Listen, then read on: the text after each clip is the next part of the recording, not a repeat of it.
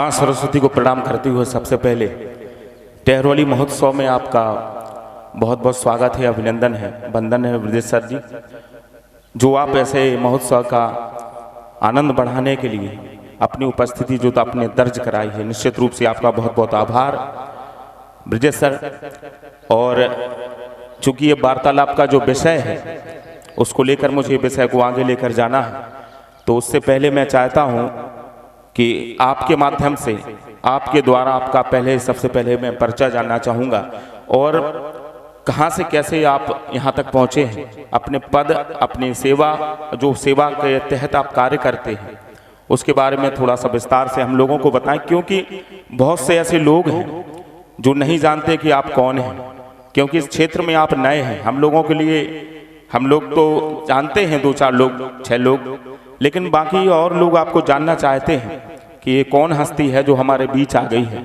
आपके व्यक्तित्व के बारे में, आपके बारे में, आप अपना जन्म कहाँ हुआ, कैसे यहाँ तक पहुँचे हैं, कैसे कार्य करते हैं, इसके बारे में पूरा आप बताएं श्री ब्रजेश सर जी। सबसे पहले तो मैं आप सबका इतने शानदार आयोजन के लिए और मुझे यहाँ बुलाने के लिए धन्यवाद ज्ञापित करता हूँ और आभार ज्ञापित करता हूँ। जो भी इस आयोजन में लोग शामिल हैं, पहली बार इस आयोजन की रूपरेखा तैयार हुई और पहली बार ये आयोजन हो रहा है और बहुत शानदार रूप से हो रहा है, तो मैं सभी आयोजक मंडल का धन्यवाद ज्ञापित करता हूँ इतने शानदार आयोजन करने के लिए। तो जैसा कि भाई जी ने बताया कि मुझे थोड़ा अपने बारे में, अपने यात्रा वृत्तांत के बारे में थोड़ी बहुत आपसे बातचीत करनी होगी।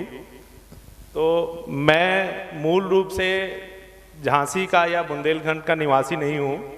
मेरा घर गाजीपुर ज़िले के, उत्तर प्रदेश का गाजीपुर ज़िला, उसके एक छोटा सा गांव बद्दोपुर से मैं बिलोंग करता हूँ।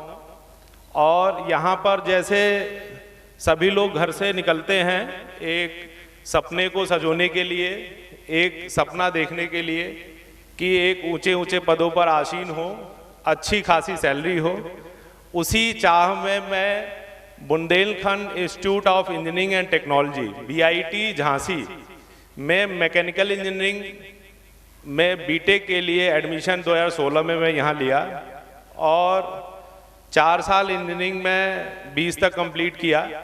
उसी इंजीनियरिंग के दौरान जब हम यहाँ आसपास के क्षेत्रों में, हम लोग ने, हमारे कुछ दोस्त जिनका मैं नाम लेना चाहता हूँ, प्रकाश सिंह अभी NTPC में इंजीनियर हैं, अंकित कुमार बघेल, जितेंद्र सिंह, ऐसे बहुत सारे दोस्त हैं। तो हम लोग शाम के समय यहाँ आसपास के, अपने इंजीनियरिंग कॉलेज के आसपास के गाँवों में कुछ समय भ्रमण करने निकला करते थे। तो हम लोगों ने ये एहसास किया कि जितना हम लोगों ने झांसी का नाम सुना था, उस हिसाब से एजुकेशन सेक्टर में उतना डेवलपमेंट नहीं है। झांसी शहर के आसपास के गांव, 2-4-5 किलोमीटर के गांवों में भी हायर एजुकेशन के लिए जो उत्सुकता होती है बहुत कम है।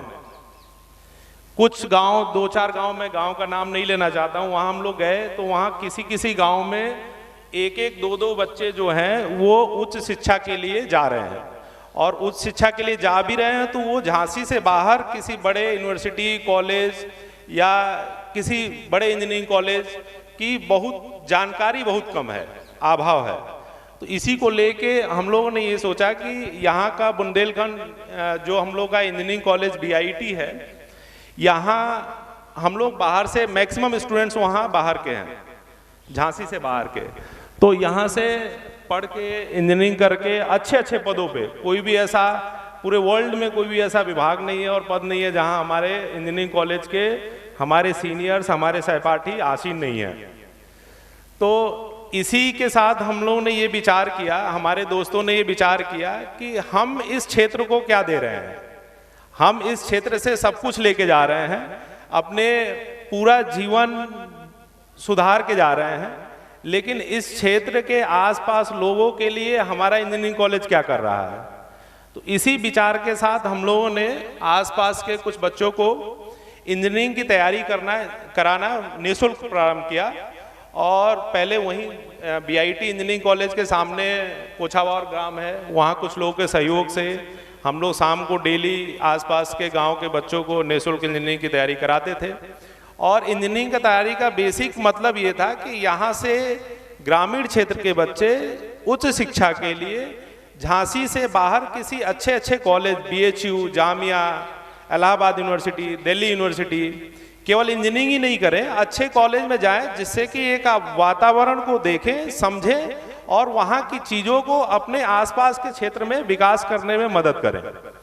तो इसी ध्येय के साथ हम लोगों ने पहली बड़ा गांव में ग्रामीण क्षेत्रों में कोशिश किया कि एक निःशुल्क पुस्तकालय होना चाहिए, जहां 24x7 बच्चों को बैठ के पढ़ने के लिए सुविधा हो और हर प्रकार की सुविधाएं एक छत के नीचे बिना किसी शुल्क के मौजूद हो।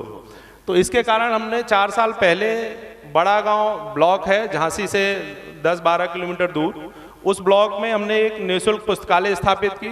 उस पुस्तकालय में वो सभी सुविधाएं उपलब्ध हैं जो झांसी के किसी भी बड़े से बड़े प्राइवेट जो पुस्तकालय हैं उनसे अच्छी सुविधाएं इस उपलब्ध हैं, वो भी बिल्कुल निःशुल्क।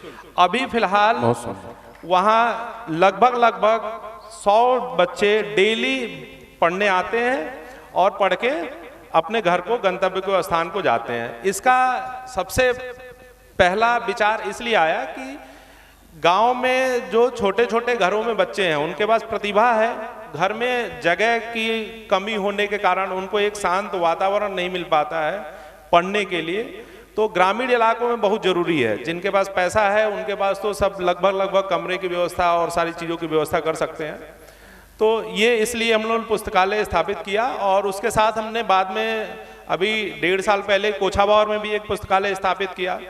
बहुत समय से हम लोग यहाँ टहरौली में भी बातचीत कर रहे हैं, आशीष भैया, रवि नायक जी और गोविंद प्रताप भैया, इन लोगों से रेगुलर मैं संपर्क में रहता हूँ। यहाँ के प्रधान जी से भी बात हुई है कि एक वैसी पुस्तकालय यहाँ टहरौली क्षेत्र में भी खुले, जिससे कि आसपास के 2-4-10 गांव के बच्चे बिल्कुल निःशुल्क पढ़ाई कर सके। केवल पढ़ाई ही नहीं, उनको शिक्षा से संबंधित कोई भी जरूरी आवश्यकताएं हैं वो हमसे बता सकें कि हमें इस चीज में समस्या आ रही है। और केवल पुस्तकालय के साथ साथ हम 15 से 20 बच्चों को निःशुल्क इंजीनियरिंग की तैयारी कराते हैं। और जो बाहर के प्रतिभावान बच्चे हैं अगर इंजीनियरिंग की तैयारी करना चाहते हैं तो वो हमसे संपर्क कर सकते हैं। उनको झांसी में रहने, खाने, पीने की व्यवस्था अगली साल से हम लोग कर रहे हैं और वहीं इंजीनियरिंग की 2 साल की तैयारी निःशुल्क हम लोग कराएंगे। उसके साथ ग्रामीण क्षेत्रों में जितनी सुविधाएं हम लोग को हो पाएंगी उतनी सुविधाएं हम पुस्तकालय के माध्यम से उपलब्ध कराएंगे। तो ये हम लोग का ये उद्देश्य है कि ग्राम में हर एक ग्रामीण क्षेत्र में, हर एक गांव में एक ऐसी पुस्तकालय होनी चाहिए जहां बच्चे बैठकर अपने सपनों को बुन सके, अपने सपनों को सजो सके। इसके साथ ही बहुत सारे काम, जैसे आपको एडमिशन में प्रॉब्लम आ रही है, बहुत सारे प्रतिभावान बच्चे होते हैं जो इंजीनियरिंग एग्जाम क्वालिफाई कर लेते हैं लेकिन शुल्क भरने के लिए पैसे नहीं है। ऐसे कई छात्रों के मैंने पूरे शुल्क भरे हैं अपनी संस्था के सहयोग से। केवल मैं ही सहयोग नहीं, हमारे साथ बहुत सारे, जैसे आशीष भैया ने बताया कि इस आयोजन के लिए सैकड़ों लोग पीछे हैं, तो मेरे भी इस अभियान में सैकड़ों नहीं हजारों लोग पीछे हैं जो समय समय पर सहयोग करते हैं। उनकी हेल्प से बहुत सारे बच्चों में नाम इस स्टेज से नहीं लेना चाहता हूँ, 1-2 बच्चे बिल्कुल आप समझिए उनकी झोपड़ी में रहते हैं और वो आके इंजीनियरिंग करने गए हैं, उनके मंथली खर्चा हम हर महीने पहुंचाते हैं। 2-3 बच्चे ऐसे हैं और उनकी लाखों रुपया फीस हम लोग भरे हैं सबके सहयोग से। और आगे हम ऐसे सभी प्रतिभा को खोज रहे हैं जो आगे की पढ़ाई करना चाहते हैं और उनके पास शुल्क के अभाव में या माध्यम नहीं मिल पा रहा, उन सभी को हम सहयोग करने के लिए जितना हो सके हम तैयार हैं। धन्यवाद।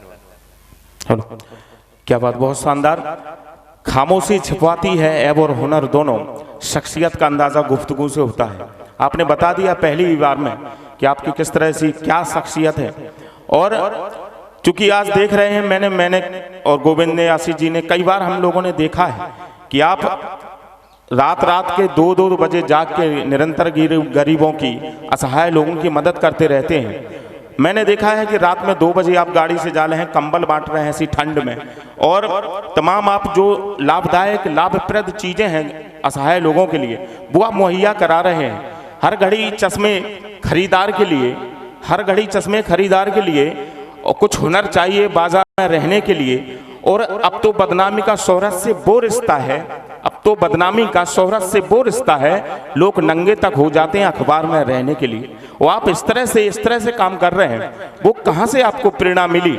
क्योंकि आज देख रहे हैं कि आज चाहे रील्स इंस्टा की हो, चाहे फेसबुक की हो, किसी भी परिक्षेत्र में आप देख लें लगातार, चाहे जिस तरह पूरे सामाजिक जो सोशल मीडिया है पट्टी पड़ी है ऐसे बेहुदा रंगों से, जिन्हें आप नहीं देखना चाहते अपने परिवार के साथ। वहीं आप एक दूसरी तरफ निकल के इतना शानदार काम कर रहे हैं, इतना बेहतर चीजें कर रहे हैं, तो वो कहाँ से प्रेरणा मिली आपको? कैसे मदद कर पाते हैं आप? कौन कौन आपके साथ है?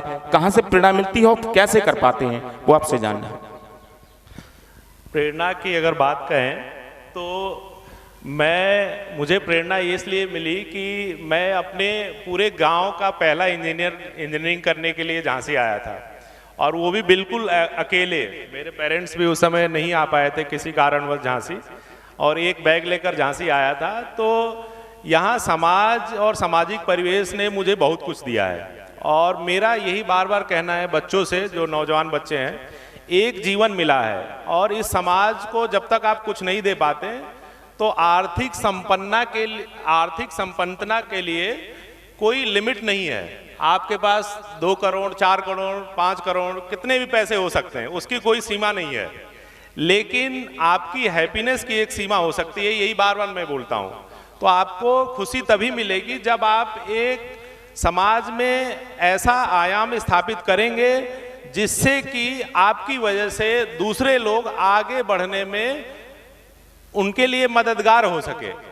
तो ये हम लोग का सोच, मेरी सोच पर्सनल ये थी कि अपने लिए तो सब कोई करता है, हमारा ये उम्मीद थी कि कुछ दूसरों के लिए किया जाए।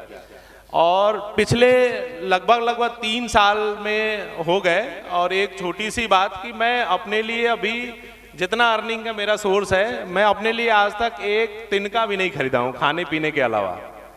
और कुछ दोस्तों के सहयोग से, कुछ लोगों के सहयोग से जितना मेरी अर्निंग हो पाई है इस समय तक, एक प्राइवेट कोचिंग में भी मैं पढ़ाता हूँ, और एक गवर्नमेंट की योजना चलती है मुख्यमंत्री अभ्युदय योजना, वहाँ से भी मैं जुड़ा हुआ हूँ। तो इन सब सारे सोर्सों से जितने मुझे पैसे मिलते हैं, और जो मैं रेंटल जिस मकान में रहता हूँ, तो यहाँ के लोगों का ही सहयोग है कि वहाँ लगभग पिछले 3 साल से मैं 1 रुपया किराया भी नहीं दिया हूँ। तो यही सब मुझे आकर्षित करती हैं कि इतना समाज ने मुझे बहुत कुछ दिया है, तो इस समाज को भी कुछ हम लोग की तरफ से दिया जाए जो एक आदर्श स्थापित हो सके समाज के लिए, और नए नौजवान पीढ़ी के लिए एक आदर्श स्थापित हो सके कि उस समाज के लिए कुछ करें और समाज को आगे बढ़ाने में मदद करें। अपने लिए तो पूरी दुनिया कुछ ना कुछ करते ही रहती है।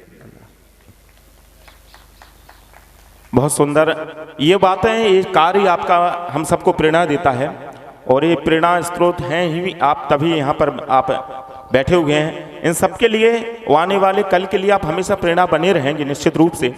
और मैं आपसे एक प्रश्न और पूछना चाहता हूँ कि इन चुनौतियों में, इन सामाजिक क्षेत्र में लगातार आप देख रहे हैं कि प्रशासनिक सहयोग हो, वो सहयोग किस तरह से काम करता है? क्योंकि समाज में बहुत बुरी स्थिति है आज प्रेजेंट में, बहुत अच्छी स्थिति है कहीं बहुत बुरी स्थिति है। तो उस स्थिति से आप कैसे निपटते हैं? प्रशासन का क्या सहयोग होता है उसमें आपके साथ, या आपके कार्य के साथ क्या सहयोग होता है और क्या नहीं होता है? कहाँ आपको लगता है कि प्रशासन में यहाँ दोष है, कहाँ आपको लगता है कि यहाँ प्रशासन मेरा सहयोग कर रहा है? जानना चाहता हूँ आपसे। जहाँ तक प्रशासन के सहयोग की बात है, अगर मेरा एक ही बात कहना है कि अगर आपका कर्तव्य निष्ठा में आप परिपूर्ण है, अपने कार्य को लेकर आप निष्पक्ष भावना से हर एक वर्ग, हर एक समाज और सभी लोगों के लिए निःशुल्क जो भी चीज़ें हैं प्रदान कर रहे हैं, तो प्रशासन हमेशा आपको एक न एक दिन अपनी नज़रों में स्थापित करता है और आपको आगे बढ़ाने में मदद करता है। अगर आप, मेरा ये मानना है कि अगर आप अच्छे हैं तो थोड़े समय लग सकता है, लेकिन समय के साथ आपको सराहना मिलेगी। और प्रशासनिक हर स्तर पर हमें, जहाँ भी मैं जिससे मिला, उससे जितना संभव हो सके मदद मुझे प्रशासन की तरफ से मिली है। और हमारे निःशुल्क पुस्तकालय, दोनों निःशुल्क पुस्तकालय का इनॉग्रेशन हमारे आदरणीय मुख्य विकास अधिकारी जुनैद अहमद सर द्वारा किया गया है। और तीसरे का भी हम लोग टहरौली में भी उनसे बातचीत चल रही है। हमारे जगह अभी जो नए आपके उप जिला अधिकारी यहाँ पे दीपक सिंगलवाल सर आ रहे हैं कुछ दिनों में, वो भी 2-2 बार हमारे छात्रों से संवाद कर चुके हैं। तो मुझे कहीं भी प्रशासनिक स्तर पर कोई निराशा हासिल नहीं हुई है। वो इस वजह से कि जो हमारा कर्तव्य है उस कर्तव्य को मैं दिन रात बिना किसी लाभ के अपनी कर्तव्य निष्ठा का पालन कर रहा हूँ। इससे सबके अंदर कुछ कमियां होती हैं, कुछ अच्छाइयां होती हैं, लेकिन अगर आप अच्छे हैं तो आपको अच्छे लोग मिल ही जाते हैं। बहुत शानदार। क्योंकि मंजिल की तलब हो तो नजर टिका के रख, नसीब हो या नकाब सरकता जरूर है।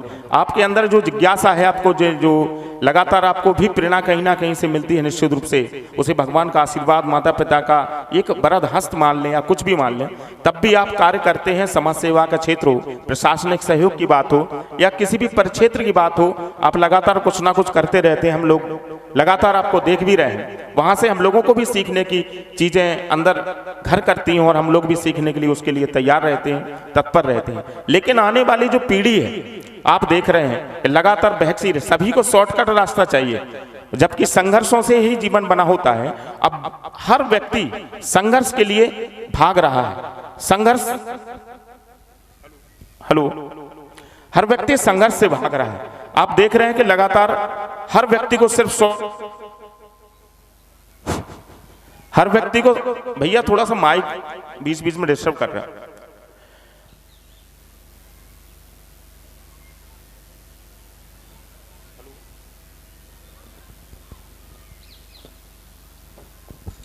फिर से वहीं पर आता हूं।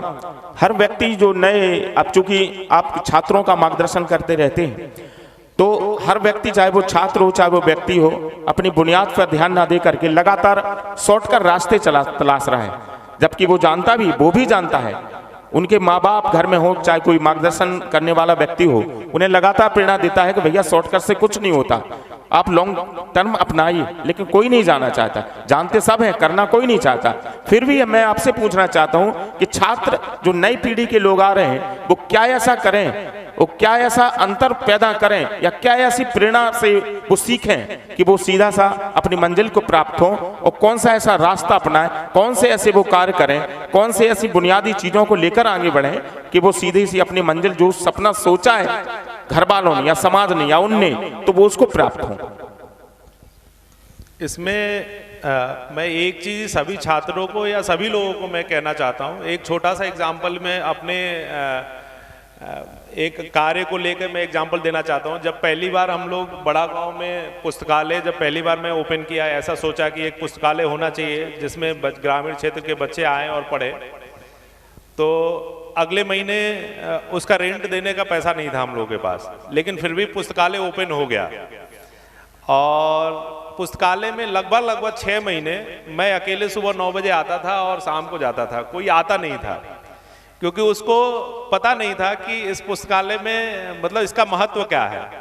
मेरे कई दोस्त बीच बीच में मेरे से बोलते थे कि तुम यहाँ डेली जाते हो अकेले, और मैं शहर झांसी से आता था 12-15 किलोमीटर चल के सुबह 9 बजे, गर्मियों में, मई जून में, अकेले वहाँ दिन भर बैठता था। सभी प्रकार की पुस्तकें, कंप्यूटर, वाईफाई, सब चीज़ व्यवस्थाएं थी। फिर भी लोगों को धीरे धीरे समझ में नहीं आया था उस समय तक।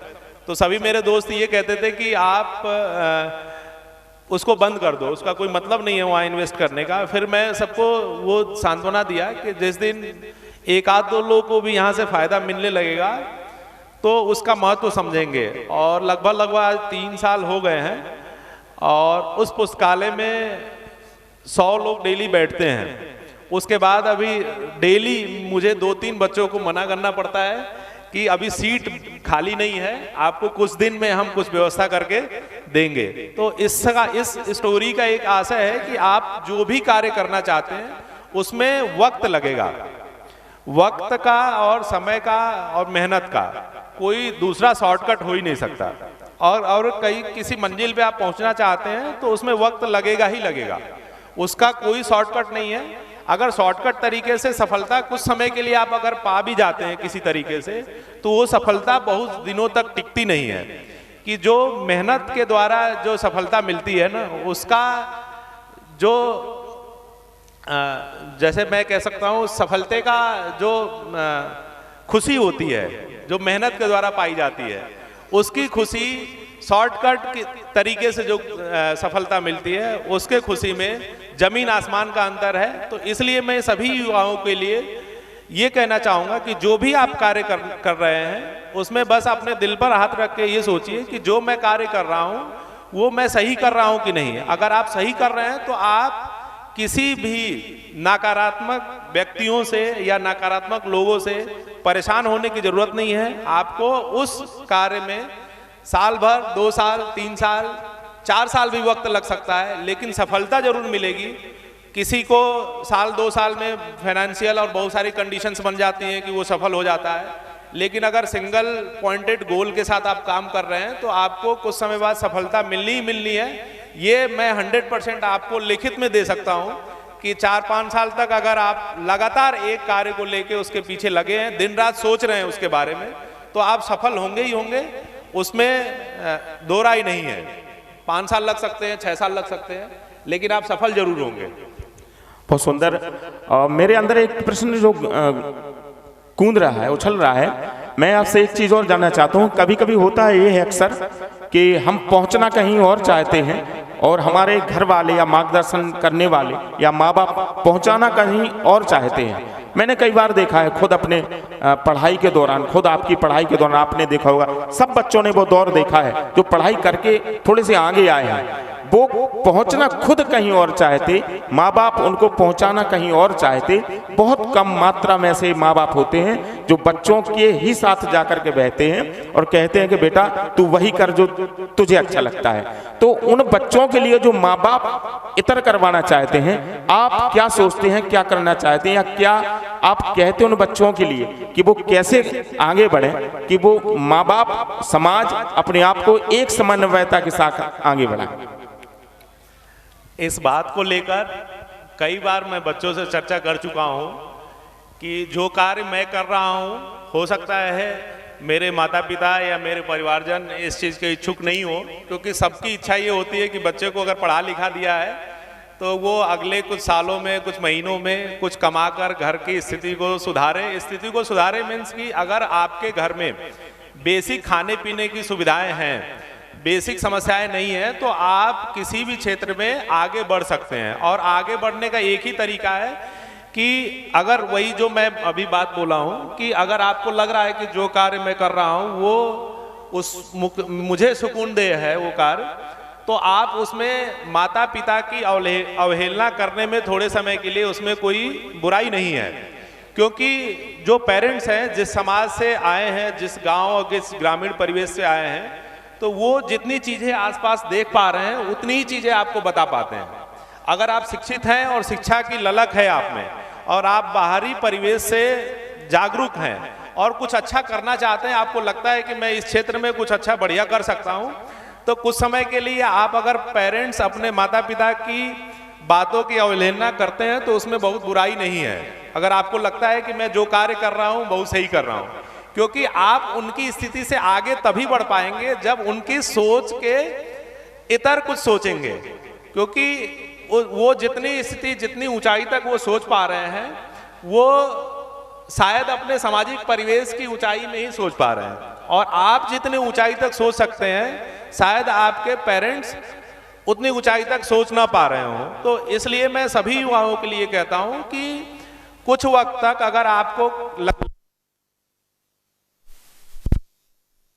को और युवाओं को ये कहना चाहता हूं कि अगर आप कुछ अपने जीवन में अच्छा करना चाहते हैं और आपको अगर दिल से लगता है कि मैं जो कार्य कर रहा हूं वो उस कार्य से मैं 100% संतुष्ट हूं और समाज की भलाई के लिए या किसी भी क्षेत्र में भलाई के लिए हमारे लिए उपयोगी है, तो अगर कुछ समय के लिए आपके माता पिता या आपके पेरेंट उस कार्य को मना भी करते हैं तो आप उसमें आगे बढ़ सकते हैं। वो बस आपको समझना है कि आपके पेरेंट्स और आपके माता पिता को आपको किस तरीके से समझाना है कि मैं जो कार्य कर रहा हूँ वो सही कर रहा हूँ। तो मैं तो सबको यही करना चाहता हूँ कि कुछ अपने पंख खोलिए और समाज से इतर जितनी सारी चीज़ें अगर करना चाहते हैं वो करिए, क्योंकि जब तक आप वो सामाजिक दायरे से तोड़कर बाहर नहीं निकलेंगे, उससे इधर कुछ सोचेंगे नहीं, अपने पेरेंट्स के इधर कुछ नहीं सोचेंगे, तो कुछ नया आयाम नहीं हासिल किया जा सकता। फिर आप उसी दायरे में फंस कर रह जाएंगे और उसी में जीवन गुजर जाएगा। तो सबसे यही मेरी इच्छा है कि सब लोग कुछ नई नई चीज़ों को सीखें, नई चीज़ें करें। उसमें कठिनाइयाँ आएंगी, मुश्किल आएगा, क्योंकि सबकी इच्छा फाइनेंशियल होती है कि आर्थिक रूप से मजबूत बने, कि पढ़ाई करें। तो एक ही फोकस रहता है सबको कि पढ़ाई अगर करा दिए बच्चे को तो हमें कुछ समय बाद आर्थिक सहयोग घर पे मिलने लगे। सबकी यही इच्छा होती है, और इस इच्छा के कारण अभी आप देखे होंगे समाज में व्याप्त बहुत सारे सुसाइड, बच्चों के गलत कदम उठाने के जितने केसेस जो आ रहे हैं, ये सभी अपने अभिभावकों के दबाव में ही सभी बच्चे कर रहे हैं, कि अभिभावक अपनी इच्छाओं की पूर्ति अपने बच्चों के द्वारा कराना चाहते हैं। तो उस बच्चे की भी तो कुछ इच्छा है, वो बच्चा भी तो कुछ करना चाहता है अपने जीवन में।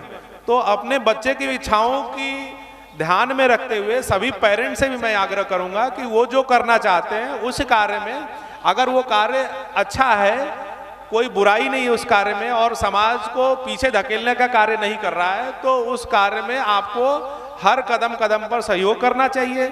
और तुरंत त्वरित सफलता के पीछे अपने बच्चों को भागने के लिए बिल्कुल नहीं कहना चाहिए। किसी भी ऊंचाई पर पहुंचने के लिए समय लगता है। तो सभी पेरेंट्स से यही आग्रह है कि अपने बच्चे को जो भी क्षेत्र में आगे बढ़ना चाहते हैं उनको आगे बढ़ने दें और कार्य करने का मौका दें। जी, बहुत सुंदर आपने एक मुद्दा और उठाया, वो बहुत ही शानदार है यहाँ पे वार्तालाप करने के लिए और बताने के लिए। क्योंकि आप देख रहे हैं कि माँ बाप के दबाव में, या सामाजिक जो जागृति कह लें, या सामाजिक दबाव कह लें, या सामाजिक चेतना कह लें, कुछ भी कह लें, उसके दबाव में आकर के बच्चे उतना बेहतर नहीं कर पाते हैं, तो वो आत्महत्या को चुनते हैं। ये बहुत गहरा मुद्दा है। मैं शिक्षा पद्धति की ओर आपको ले चलता हूँ कि शिक्षा पद्धति जो आज की है, वो शिक्षा पद्धति कहाँ उसमें खूबी है, कहाँ उसमें खामी है। क्योंकि कहते हैं कि ये आज की जो शिक्षा पद्धति है, ये शिक्षा पद्धति सिर्फ नौकर बनाती है, सिर्फ नौकर बनाती है, और मालिक होने के लिए प्रेरणा नहीं देती। बहुत कम ऐसे चांस होते हैं, बहुत कम ऐसा सोच पाते हैं लोग कि जो मालिक बनने की सोचते हैं। ये शिक्षा पद्धति, वो माँ बाप भी चाहते हमारा बेटा अफसर बने, नौकर बने, हमारा बेटा नौकरी करे। हर व्यक्ति लगभग 95 से 99% तक ये सोचते हैं कि हमारा बेटा नौकर बने।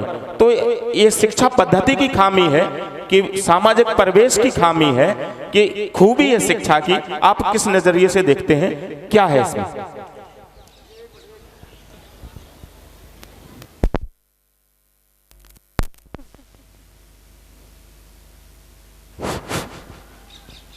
शिक्षा पद्धति पिछले 5-7 सालों 10 सालों में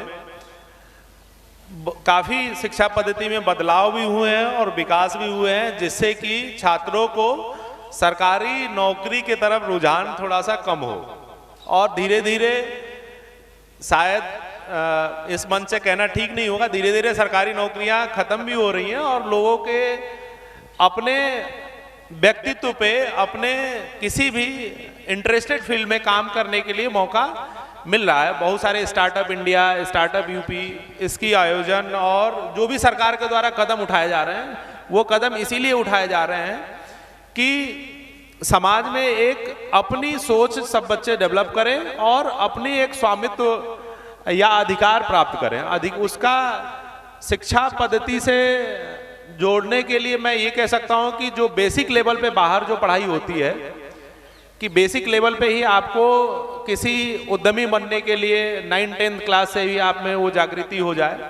लेकिन भारतीय शिक्षा व्यवस्था में ये व्यवस्था है नहीं। आपकी 12वीं तक की सभी कक्षाएं जो मूल रूप से सब लोग करते हैं वही करना पड़ता है। सभी क्लासेस, सभी विषय जो पढ़ते हैं वो पूरी सब एक जैसे पढ़ते हैं। उसके बाद से खुला मंच अलग अलग फील्ड में मिलता है। उसके बाद आपके पास अब चुनने का रास्ता समाज से इतर हो जाता है। जब आप समाज से इतर सोचना चालू करेंगे तो आपके पास बहुत सारे ऑप्शन, सरकार भी बहुत सारे चीज़ों को डेवलप कर रही है। जैसे अभी कुछ दिन पहले मैं बात कर रहा था तो 5 लाख रुपीज़ का जो लोन मिल रहा है गवर्नमेंट की तरफ से, काफ़ी युवाओं को गांव में, ग्रामीण क्षेत्र में लोगों को पता नहीं होगा। बिल्कुल बिना किसी इंटरेस्ट फ्री 5 साल के लिए गवर्नमेंट लोन दे रही है। तो इस क्षेत्र में लोग जाएं और धीरे धीरे लोगों को सरकारी नौकरियों के प्रति अपना रुझान कम करना पड़ेगा, क्योंकि जब तक सरकारी नौकरी किस लिए करना चाहते हैं, सरकारी नौकरी, और ये मैं बहुत जिम्मेदारी के साथ करना चाहता हूँ, कह रहा हूँ कि सरकारी नौकरी का केवल एकमात्र मकसद रहता है लोगों का कि उनको काम न करना पड़े और कार्य से ज़्यादा पैसा मिले। तो इस मुद्दे पे भी लोगों को मैं बात करता हूँ कि अगर आप मेहनत करना चाहते हैं और आप किसी और फील्ड में अच्छा काम करना चाहते हैं, आपको अवैध तरीके से पैसा नहीं कमाना है, आपको अपने मेहनत के बल पर पैसा कमाना है, तो गवर्नमेंट इसके लिए बहुत सारे सेक्टर में व्यवस्था कर रही है। आप धीरे धीरे लोगों से संपर्क आते हुए, सरकारी योजनाओं को जानते हुए आप सीख सकते हैं, जान सकते हैं कि कहाँ हमारे लिए और हमारे क्षेत्र में, जिस क्षेत्र में मैं अच्छा करना चाहता हूँ, उसकी सुविधा कहाँ से प्राप्त हो सकती है और कैसे मैं सुविधा ले सकता हूँ। गवर्नमेंट इससे बहुत ज़्यादा इस पिछले 2-4-5 सालों में फोकस भी कर रही है कि अपने क्षेत्र में उद्यमी बने, अपने फील्ड में काम करें और कुछ रोजगार सृजन करने का कार्य करें। बहुत बढ़िया। मैं थोड़ा सा एक गमगीन मुद्दे की तरफ ले चलता हूं आपको। होता क्या है कि हमारा बेटा पता चला कि वहां पहुंचा है तैयारी IIT करने के लिए, कहीं और पहुंच गया है, माँ बाप यहाँ गांव में अकेले हैं। अब घर का चिराग अकेला होने के बावजूद पर इतना प्रेशर आया कि उसने पास नहीं किया, उसने वो पास आउट नहीं कर पाया। तब उसके बाद वो कैसा दबाव बनता है कि वो वहां आत्महत्या इकलौता चिराग कर लेता है। कैसा चिराग बनता है कि यहाँ इकलौती बेटी कहीं फंस करके छत से कूद जाती है, हॉस्टल से किसी से, और कहीं कोई फांसी लगा लेता है। कितना कैसा दबाव होता है बच्चों पर कि कहाँ उनको कमी लगती है आपको कि उनको जागरूक करने की आवश्यकता है, कहाँ कमी लगती है आपको कि उनको मार्गदर्शन देने की आवश्यकता है, माँ बाप को समझाने की आवश्यकता है, कि समाज को समझाने की आवश्यकता है, उन बच्चों को समझाने की आवश्यकता है जो ऐसे कठोर कदम चुनते हैं। वो आगे पीछे का कुछ नहीं सोचते हैं और इस तरह से केवल थोड़ा सा सूक्ष्म अंतर होता है कि सिर्फ और सिर्फ वो पास आउट नहीं होते हैं। इतना कठोर कदम कैसे चुन लेते हैं? क्या इस तरफ ध्यान देना नहीं चाहिए माँ बाप को, समाज को, बच्चों को कि वो इस तरह से कठोर कदम ना उठाएं? आप उन्हें क्या बताना चाहते हैं, कैसे वो करें कि ये ऐसा ना कदम उठाएं? सबसे पहले तो मैं सभी पेरेंट्स को ये कहना चाहता हूँ कि अपने बच्चों को एक बिजनेस मॉडल ना समझे कि मैं उन पे, अगर हम IIT में जाने के लिए या किसी चीज़ की तैयारी के लिए 1 लाख 2 लाख रुपए पैसा भर दिए हैं तो उसका इंटरेस्ट सहित हमें वापस करें। सबसे पहले बच्चों को चाहिए प्यार।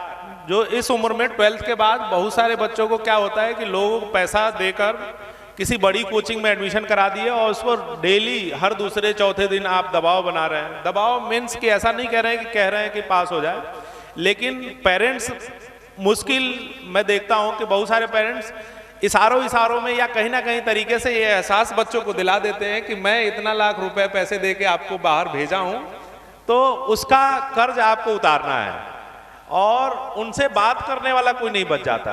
सबसे पहले तो मैं सभी पेरेंट्स को और बच्चों को भी ये कहना चाहता हूँ कि पेरेंट्स, आप बच्चे जब बाहर जाते हैं पढ़ने के लिए तो उनसे शाम को 1 घंटे 2 घंटे उनसे प्यार मोहब्बत की बातें कीजिए, घर परिवार की बातें कीजिए। इस चीज का कभी जिक्र ना होने दें कि आप किस समस्या से जूझ के या किसी परेशानी से जूझ के आप उसको फीस को भरे हैं।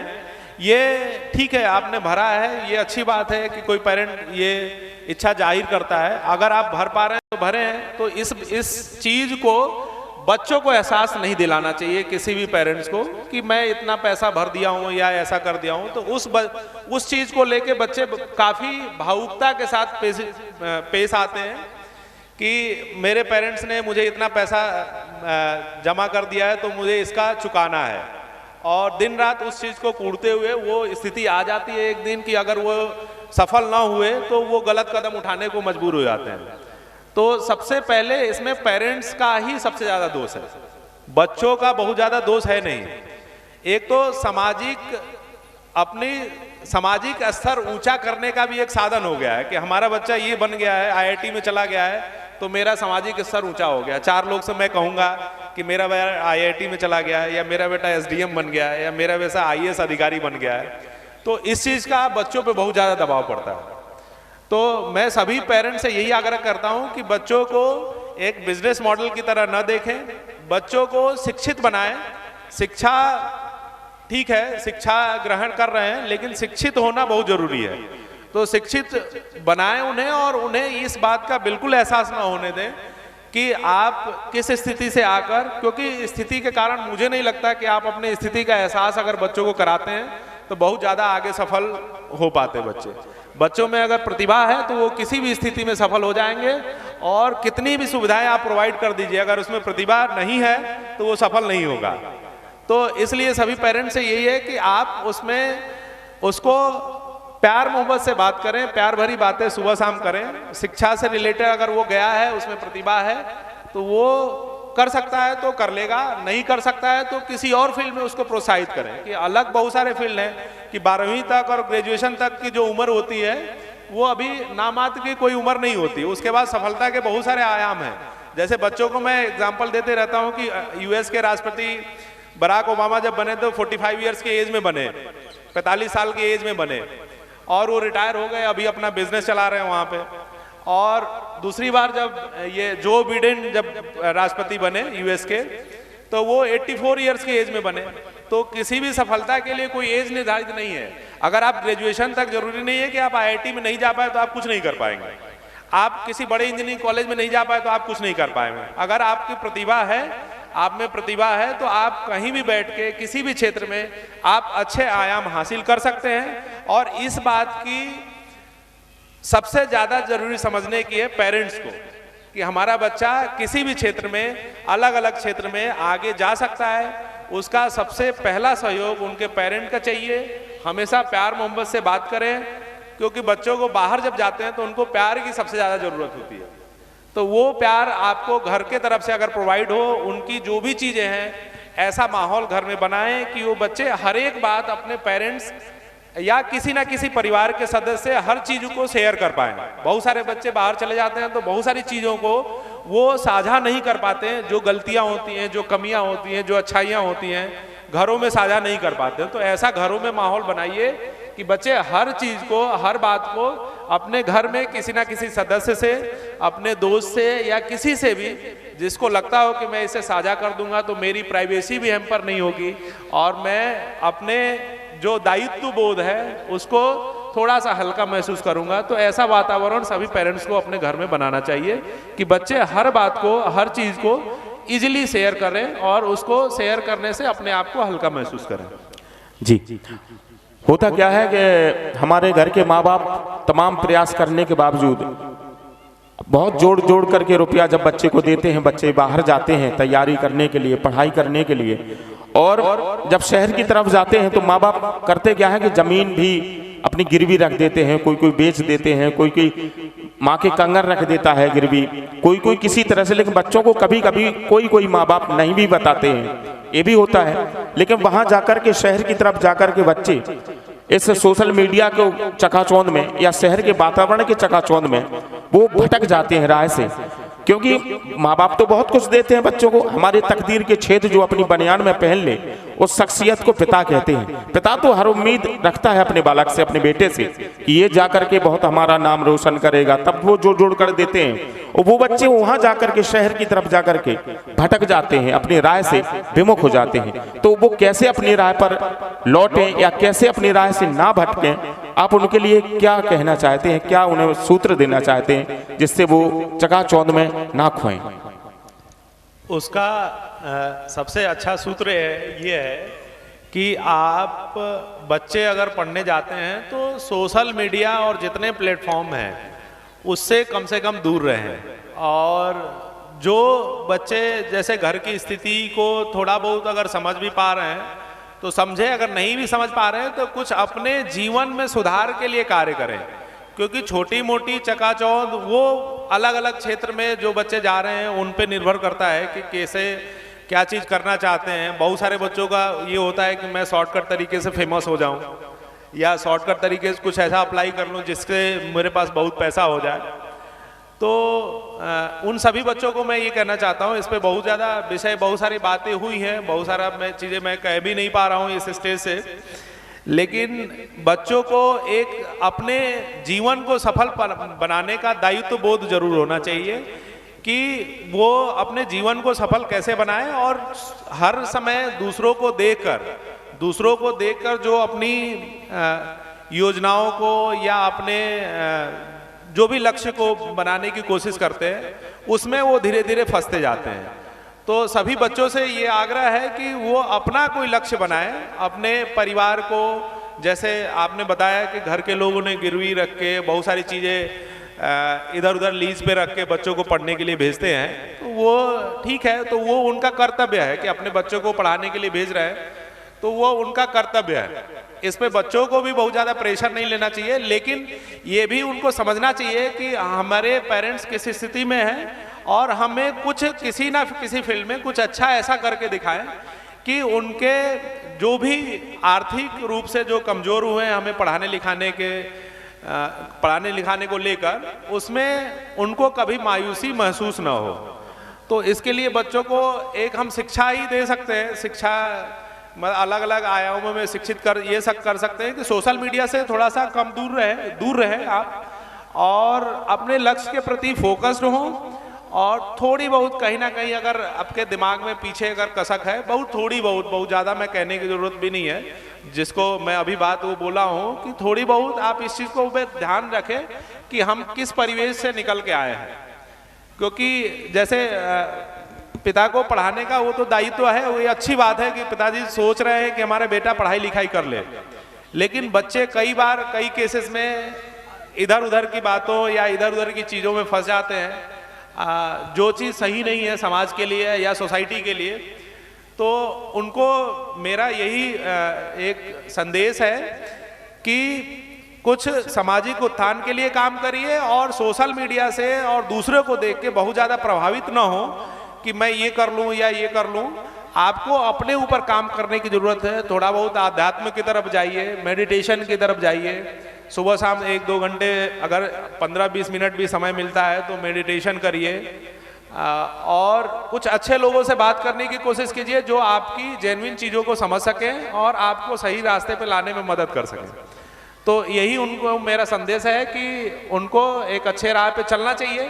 थोड़ा बहुत कोई अगर दिमाग में कहीं अगर स्पेस है तो अपने परिवार और फैमिली के बारे में थोड़ा बहुत अगर जगह बना सकते हैं तो बनाएं, कि उस परिवेश को सोचें कि किस परिवेश से हम निकल के आए हैं और उनके लिए क्या अच्छा कर सकते हैं। जी, कहते हैं कि हर सफल व्यक्ति से हर कोई प्रेरणा लेता है, वो असफल व्यक्ति की तरफ कोई जाना नहीं चाहता है, जबकि उसके पास भी भंडार होता है, क्योंकि असफलता बहुत कुछ सिखा के जाती है, बहुत कुछ बता के जाती है, और सफल व्यक्ति जब सफलता को प्राप्त करता है तो फिर उसकी जो संघर्ष है वो संघर्ष फिर शून्य हो जाता है, क्योंकि वो सफल हो चुका है। उसने जो पीछे संघर्ष किया वो संघर्ष उतना याद होता है, लेकिन असफल व्यक्ति के पास पिछले संघर्ष, प्रेजेंट का संघर्ष और इसके बाद का भी संघर्ष होता है। अब ऐसे में हर इंटरमीडिएट करने वाले छात्र के पास फिर दबाव होता है कि वो किस राह को चुने, किस जगह को जाए। वो वहाँ कंफ्यूजन उसके लिए पैदा होता है। IIT को चुनेंगे, IAS PCS की तैयारी करे कि व्यक्ति किस दिशा की ओर, डॉक्टर बने, इंजीनियर बने, किस दिशा की ओर जाए, फिर वहाँ उसके लिए संकट खड़ा हो जाता है। ऐसे में कभी कभी माँ बाप उसका मार्गदर्शन कर पाते हैं, कभी नहीं भी कर पाते हैं, कभी कभी उसे कोचिंग देने वाले जो गुरु होते हैं वो भी मार्गदर्शन दे पाते हैं, कभी नहीं दे पाते हैं। ये भी है, क्योंकि जिज्ञासा जो होगा जिसके पास वो ले सकता है वो ले लेगा, कहीं से भी ले लेगा, लेकिन अब उसके पास जो चारों तरफ का वातावरण है वो नेगेटिविटी जब उसके अंदर आती है फिर वो कैसे दूर होती है, वो कैसे अपने राह चुन सकता है कि उसे किस क्षेत्र की ओर जाना है, कौन सा उसके लिए बेटर लाइन है, उसके लिए कौन सा मार्ग बेहतर विकल्प हो सकता है। आप उनके लिए क्या मार्गदर्शन देंगे? जहाँ तक मेरे पढ़ाई को लेके और उनके विकल्प को लेके बात है, जैसे मैं अपने लाइफ के बारे में ये बताना चाहता हूँ कि जो शुरुआती दिनों से ही मुझे बहुत ज़्यादा चिंता नहीं थी। मुझे जो कार्य मिला पढ़ाई लिखाई को लेकर उसमें मैं अच्छा करने की कोशिश किया। भविष्य के बारे में जो मैं अभी भी बच्चों को कहता हूँ कि भविष्य जो हम सोचते हैं 9th-10th क्लास में, 9वीं और 10वीं कक्षा में जो और 12वीं कक्षा तक जो चीज़ में हम लोग सोचते हैं उसमें से 95% केसेस में उसमें फेल होना अनिवार्य है। लेकिन जो एक चीज़ आपके साथ हमेशा रहनी चाहिए वो मेहनत। आप जिस भी फील्ड में जब भी आपको मौका मिले, पढ़ाई को लेके या किसी भी अन्य कार्य को लेके मौका मिले, उस कार्य को आप 100% कार्य कुशलता से करने का प्रयास करें और कोशिश करें कि उसमें अपना 100% दे पाएं। उसमें सफल हो रहे हैं नहीं हो पा रहे हैं वो भविष्य के ऊपर आप छोड़ दें कि आगे क्या होगा, और बहुत ज़्यादा भविष्य के बारे में सोचने की ज़रूरत है नहीं। आप जो प्रोजेक्ट में कर रहे हैं उसको 100% करेक्शन के साथ आप 100% सही तरीके से कर सकते हैं। और जो कि विषय से लेके, किस फील्ड को चुनने से लेके, मार्गदर्शन को लेकर, जैसे रवि भैया ने बात की, तो उसके लिए आप सफल लोगों से भी मिल सकते हैं, असफल लोगों से भी मिल सकते हैं, आप अपने मित्रों से भी मिल सकते हैं। जैसा कि मैं बार बार कहता हूँ कि जरूरी नहीं है कि आपके जीवन में अच्छाई और ऊंचाई लाने के लिए कोई बहुत सफल व्यक्ति या बहुत किसी भी फील्ड में जो आदर्श स्थापित कर लिया हो वही आपको बहुत सारी अच्छी बातें बता सकता है। आपको अच्छी बातें एक आपका मित्र भी बता सकता है, आपका छोटा भाई भी बता सकता है, आपका एक जो अच्छी आयाम हासिल किया है वो भी बता सकता है। बस ये है कि आपको अच्छाई हर जगह से अच्छी चीजें लेनी है, कि मतलब सबको सुने। जैसे मैं एक बात भी बोलता हूं कि सुनो सबकी और करो मन की। तो आपको सबको सुनना पड़ेगा। अगर आगे बढ़ना है तो आपको जो सफल लोग हैं उनको भी सुनना पड़ेगा, जो असफल लोग हैं उनको भी सुनना पड़ेगा। उसमें आपको क्या लग रहा है कि मैं इस क्षेत्र में या इस फील्ड में आगे बढ़ने के लिए जो मैं कार्य कर रहा हूं वो उचित है, या उतनी जो मेहनत है वो उस सफलता के लिए जरूरी है, या उससे और ज़्यादा मेहनत करना पड़ेगा।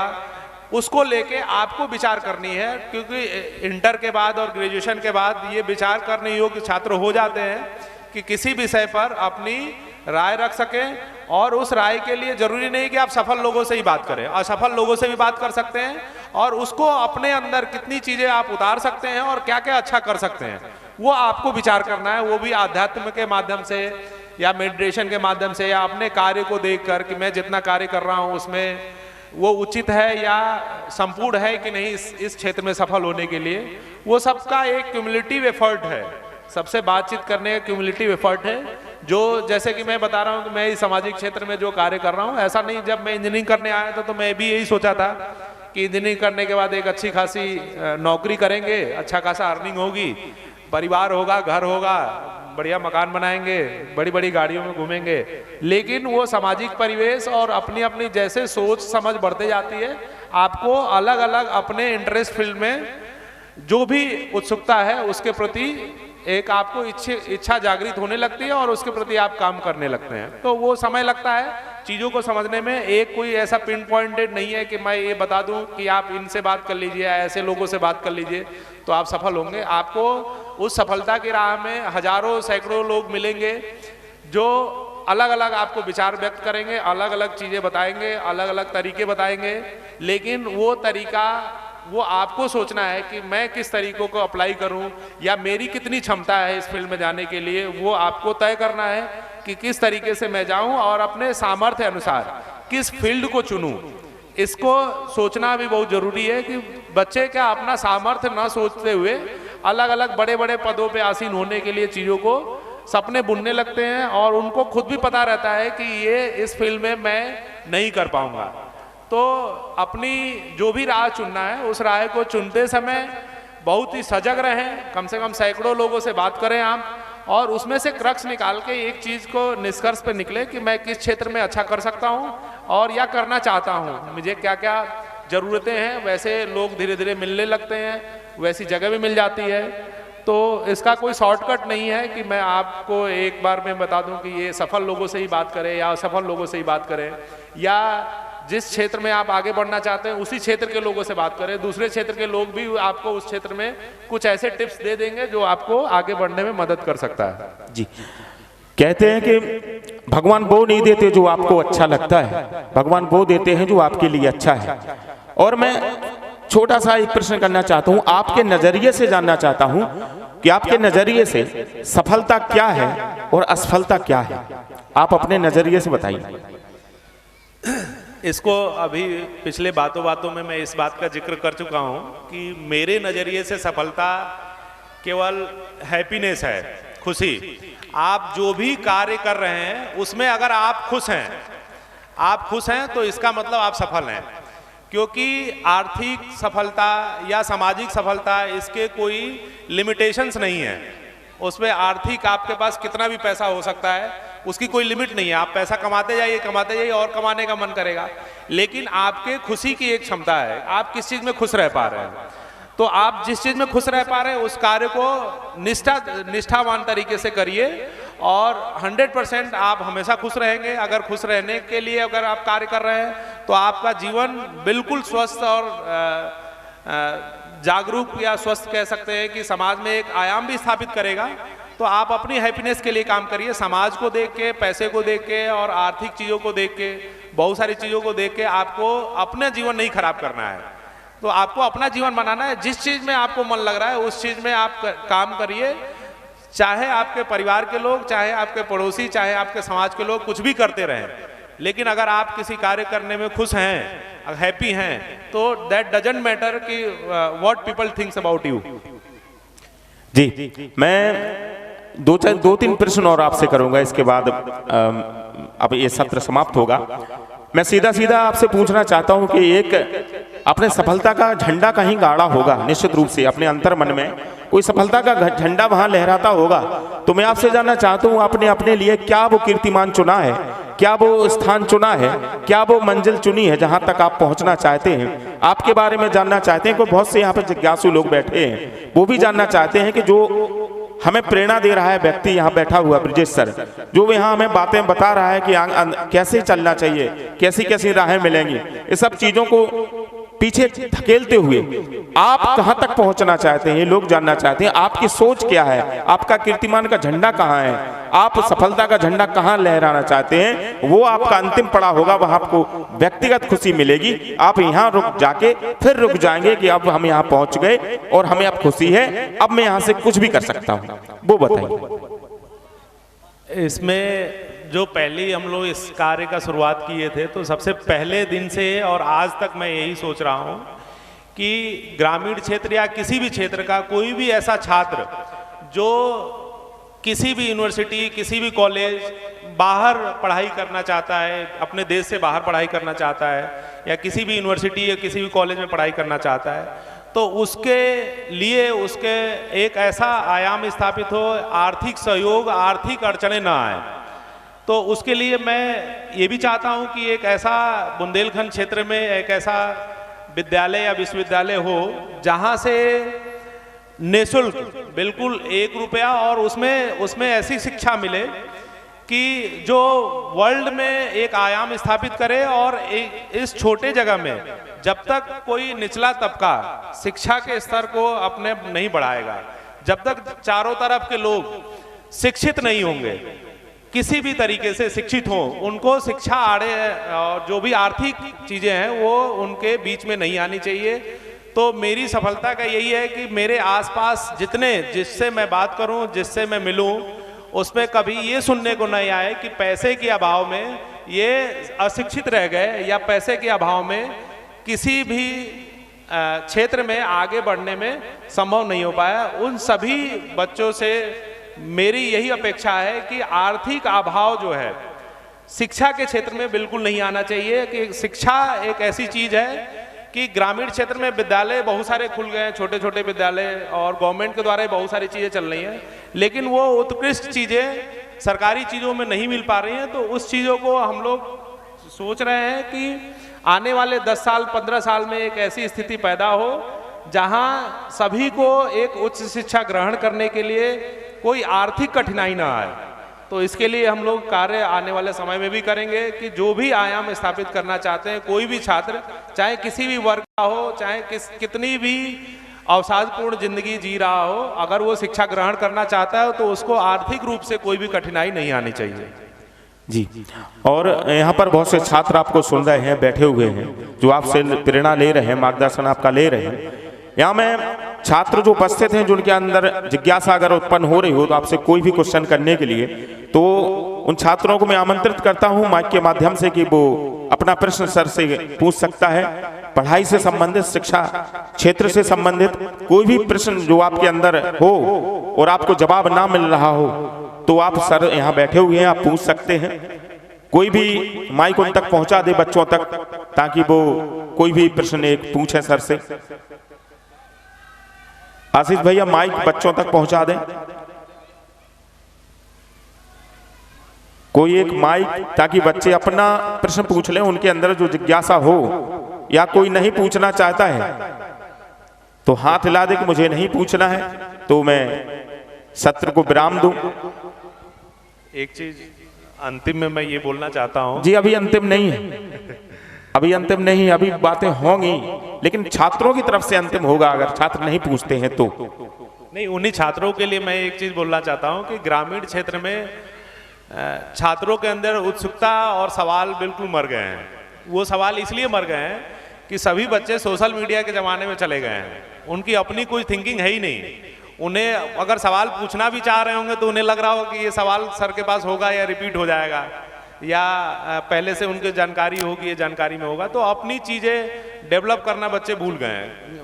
चाहे ग्रामीण क्षेत्र में खेल का अभाव भी, बहुत सारे छोटे छोटे जो गेम होते थे, क्रिकेट होते थे गांव में, आपस में गांव में क्रिकेट टूर्नामेंट या बहुत सारे टूर्नामेंट होते थे, इससे बच्चों में एक अपनी क्षमता डेवलप होती थी। अब क्या है, सोशल मीडिया में दिन भर 24 घंटे लेके रील स्क्रॉल कर रहे हैं, घंटों घंटों व्यस्त कर रहे हैं, 1.5 GB 2-2 GB डेटा एक घंटे में निपट दे रहा है। तो उनके अंदर सवाल खत्म हो गया है, बिल्कुल सोचने की क्षमता खत्म होते जा रही है। तो पेरेंट्स से भी मैं, जितने लोग यहाँ पे बैठे हैं, उनसे यही आग्रह करूंगा कि कम से कम इंटर कॉलेज तक, 12वीं तक बच्चों को मोबाइल फ़ोन से जितना दूर हो सके उतना दूर रखें। जैसे मैं अभी विश्व पुस्तक मेला वहाँ प्रगति मैदान में दिल्ली में लगा हुआ है, मैं पिछले 4-5 साल से लगातार जाता हूँ और लगभग 5-6 हज़ार रुपये की किताबें खरीद के लाता हूँ। तो मेरा ये भी अनुरोध है कि घरों में जो छोटे छोटे घर, या आप कितनी भी आर्थिक मजबूरी हो, आप 2-4 पत्रिकाएँ, न्यूज़पेपर, किताबें, 1-2 किताबें घरों में पड़ी होनी चाहिए। तो सब लोग बच्चे पढ़ी रहेगी तो धीरे धीरे जो छोटे बच्चे होंगे देखते देखते कुछ ना कुछ पढ़ना स्टार्ट कर देंगे। बड़े बड़े अच्छे घरों में, अच्छे आर्थिक रूप से संपन्न लोगों के घरों में मैं पत्रिकाएं और किताबें बहुत कम देखता हूँ। तो अगर टेबल पे आपके 2-4 पत्रिकाएं, 2-4 किताबें बचपन से ही बच्चों के सामने पढ़ी हों तो उनमें शिक्षा के प्रति उत्सुकता अपने आप जागृत हो जाएगी। अभी क्या है कि बचपन से ही बच्चों को मोबाइल दिखाया जाता है, खाना खाते समय मोबाइल दिखाइए, और या कोई भी कार्य करना है, अपने कार्य करना है, बच्चों को व्यस्त रखना है तो मोबाइल दे दिया, बच्चे रील देख रहे हैं, अपना व्यस्त हैं। तो आप उनके हाथ में किताबें दीजिए, अच्छी चित्रकला की बहुत सारी किताबें आती हैं जो आप पुस्तक मेला में सर्च भी कर सकते हैं। साइकिल पत्रिका एक आती है छोटे बच्चों के लिए, उसमें चित्र के माध्यम से बहुत सारी स्टोरी समझाई होती है, तो वो भी सबके घरों में होनी चाहिए। और बहुत सस्ती आती है, 100-150 रुपये की आती है, इस पर बहुत कीमत भी ज़्यादा नहीं, मोबाइल से बहुत सस्ता है। तो आप कोशिश करिए कि अपने टेबल पे कुछ किताबें रखिए, जो छोटे बच्चे देखते देखते धीरे धीरे 2-4-5 सालों में उसको पढ़ना प्रारंभ कर देंगे, उसी से सीखेंगे। तो मोबाइल से दूर, कम से कम 12वीं कक्षा तक तो बच्चों को जितना हो सके मोबाइल से दूर रखिए। जी, और मैं अब अंतिम प्रश्न आपसे करना चाहता हूँ। मैं प्रश्न ये करना चाहता हूँ कि हम लगातार देख रहे हैं कि सामाजिक क्षेत्र में शिक्षा की पद्धति कैसे जागृत हो, कैसे, क्योंकि देख रहे हैं कि जो बड़ा व्यक्ति है वो लगातार बड़ा हो रहा है, जो गरीब लोग हैं वो लगातार नीचे की तरफ जा रहे हैं और गरीब होते जा रहे हैं, जो बड़े हैं वो और बड़े होते जा रहे हैं। ये जो खाई बन रही है वो नुकसानदेह है, समाज के लिए नुकसानदेह है, हमारे लिए, हम सब के लिए नुकसानदेह है। तो इसे आप कैसे मेंटेन करेंगे, कैसे बताएंगे बच्चों को कि सामाजिक परिक्षेत्र में या सामाजिक चेतना कैसे जागृत हो कि लोग पढ़ने के लिए लालायक हों, पढ़ने के लिए तैयार हों, पढ़ने के लिए आगे बढ़ें। और शिक्षा वो चीज है जो हमें बहुत आगे पहुंचा सकती है। ये कैसे उनके अंदर जागृति आए, सामाजिक के क्षेत्र में कैसे ये जागृति आए कि शिक्षा हमारे लिए अत्यंत आवश्यक है। हर व्यक्ति को पढ़ना चाहिए, चाहे वो गरीब हो चाहे वो बड़ा हो, उसके अंदर सारी खाई पाठ दी जाए और उन्हें बताया जाए कि शिक्षा उनके लिए कितनी आवश्यक है। बताइए। जैसे आर्थिक खाइयों की बात कर रहे हैं तो इसमें बहुत हद तक ये सरकार का योगदान होता है कि इसको परिपूर्ण करे। लेकिन एक समाज का कोई भी एक व्यक्ति आगे बढ़ जाता है, किसी भी क्षेत्र में नए आयाम स्थापित कर लेता है, तो वो अगर अपने जैसे 10 लोगों को, केवल अपने पूरे जीवन काल में केवल 10 लोगों को आगे बढ़ाने, अपने ही समाज से केवल 10 लोगों को अगर आगे बढ़ाने का काम करता है तो समाज अपने आप धीरे धीरे आगे बढ़ेगा। तो इसमें सबका सहयोग, जैसे जो मैं बात बोला हूँ कि सबको अपने लिए नहीं सोचना है, अपने आसपास भी नजर रखनी है कि अगर आप ऊंचे पद पर आसीन हो गए हैं तो हम जिस गांव में रह रहे हैं वहां आसपास के लोगों में शिक्षा का स्तर को बढ़ाने के लिए मैं क्या कर रहा हूं। तो उसमें एक सामाजिक और सरकार, समाज और सरकार दोनों के सहयोग से ये खाई को पाटी जा सकती है, और उसमें सबसे ज्यादा सहयोग समाज का ही होता है।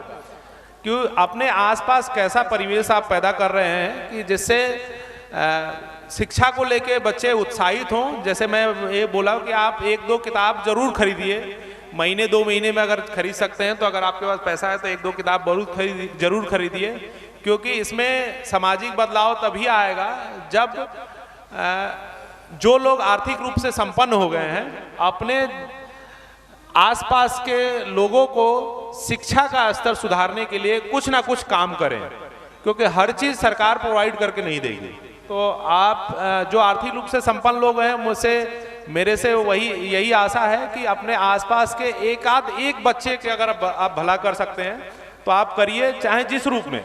जरूरी नहीं है कि आप आर्थिक रूप से भलाई करें, आप उसको मोटिवेट भी कर सकते हैं कि आप इस क्षेत्र में अच्छा कर सकते हो या पढ़ाई के क्षेत्र में अच्छा कर सकते हो। आप अगर किसी पड़ोसी के बच्चे को आप आधे घंटे शाम को बैठा के ये समझा पा रहे हैं कि आप जिस क्षेत्र में आप आगे बढ़े हैं उस क्षेत्र में वो आगे जा सकते हैं, और उनको मैं मोटिवेशन कैसे मोटिवेट कर सकता हूं, तो ये बहुत जरूरी है कि अपने आसपास के लोग 1-2 लोगों का सहयोग करें, शिक्षा के क्षेत्र में आगे बढ़ाने का प्रयास करें। ऐसे ही इस खाई को पाटी जा सकती है, और उसमें सरकार का भी महत्वपूर्ण योगदान होता है कि इसको लेके बहुत सारे कार्यक्रम और योजनाएं जो भी हो सरकार अपना बनाए। बहुत बहुत धन्यवाद।